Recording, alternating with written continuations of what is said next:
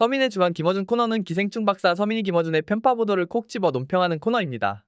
약간의 편파 보도는 있지만 괜찮다는 TBS 이강택 대표의 말처럼 과연 약간만 편파적일까요? 경찰국이 법에 맞는지 따지기 전에 어준이 너는 형한테 좀 맞자. 이러면 30년 전으로 되돌아가는 겁니다.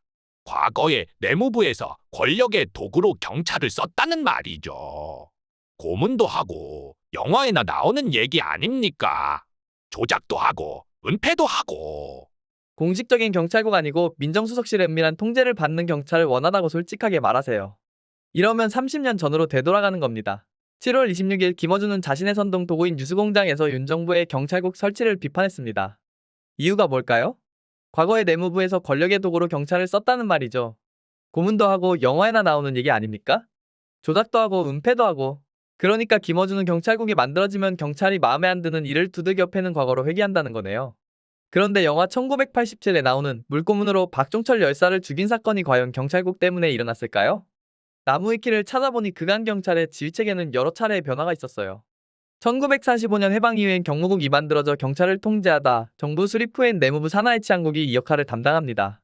1991년 노태우 정부는 치안본부를 내무부 외청인 경찰청으로 개편하고 경찰국을 내무부 직할의 지방경찰청으로 분리하면서 이들이 내무장관의 명에 따라 치안을 분담하게 됐다네요. 역사의 진보는 단지 선진적인 시스템을 갖추는 것만으로 이루어지지 않습니다.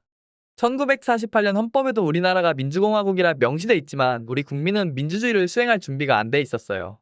민주주의에 꽂힌 선거에서 당시 유권자는 막걸리 한 잔에 자신의 소중한 표를 팔았고 공무원들은 대놓고 표 바꿔치기를 했습니다. 심지어 조폭을 시켜 상대 후보를 두들겨 패는 일도 종종 일어났어요. 1950년대를 풍미한 이정재나 1980년대 활약한 용팔이 등등 정치 깡패의 존재는 당시 우리 정치의 수준을 보여주는 상징적인 사건이었습니다. 오죽하면 영국 일간지 더 타임스가 이런 사설을 썼을까요? 대한민국에서 건전한 민주주의 발전을 기대하느니 차라리 쓰레기통에서 장미꽃이 피는 것을 기대하는 것이 낫다. 하지만 그 뒤 여러가지 정치적 격변기를 겪으면서 우리 국민은 민주주의를 학습합니다. 헌법 1조 1항을 지켜낼 역량을 갖추게 된 것이죠. 유세장에서 망치로 머리를 때리는 일이 지금도 발생하긴 하지만 대부분의 국민은 이제 그런 공작에 넘어가지 않습니다. 자, 이렇듯 의식이 높아진 국민을 상대하는데 경찰이 과거와 같은 막무가내 짓을 할 수 있을까요? 1987년 박종철 열사의 죽음은 경찰국이 있어서가 아니라 당시 국민과 경찰의 수준이 그것밖에 안 되었기 때문으로 봐야 하지 않을까요? 하지만 김어준은 그게 다 경찰국 때문이라고 전제하면서 지난 35년간 부쩍 높아진 국민의식을 부정합니다. 하기야 자기 말을 성경 말씀으로 믿고 신봉하는 이들을 상대하다 보니 그럴 수도 있겠네요. 그런 이들만 뺀다면 김어준이 경찰국을 반대하는 진짜 이유를 모르는 이는 없습니다. 그건 바로 윤석열 정부가 추진하는 일이기 때문이지요. 경찰이 고문은 물론 은폐, 조작이나 하는 집단이라 생각한다면 김어준은 검찰의 힘을 빼고 경찰 권력을 키워주는 검경 수사권 조정에 반대해야 맞습니다. 그런데 김어준은 그렇게 하기는커녕 검찰을 악마하며 수사권 자체를 빼앗는 검수한 바까지 격하게 찬성했어요. 왜일까요? 네, 자신이 빨아주던 문재인 정권이 추진한 일이거든요. 오랜 기간 목소리를 높여온 탓에 김어준이 무슨 대단한 철학이나 사상을 가졌다고 믿는 이가 있지만 전혀 그렇지 않아요. 김어준은요, 똑같은 일도 자기 편이 하면 무조건 옳고 상대편이 하면 무조건 나쁘다고 하는 내로남불의 화신일 뿐이에요. 윤석열 대통령에 대한 평가만 봐도 그렇거든요. 2017년 2월 최동욱 전 검찰총장이 뉴스공장에 나와 윤석열 검사가 자기 헌신적인 용기를 갖고 있고 한마디로 문무를 겸비한 훌륭한 검사 라고 할 때 열심히 맞장구를 쳤고 같은 해 5월 박범계가 윤석열 검사의 정치적 중립성을 칭찬할 때도 격하게 동의했어요. 그랬던 김어준이 갑자기 윤 대통령을 악한 검사의 표상이라 욕하기 시작한 건 조국 사태 이후 문정권의 반기를 들면서부터였잖아요. 네, 이런 이의 말을 신봉하려면 뇌를 쓰지 않아야 가능합니다. 김어준의 말을 듣고 경찰국을 비판하는 분들께 여쭙습니다. 경찰국이 없었던 지난 5년간 경찰에는 정말 별 문제가 없었던가요?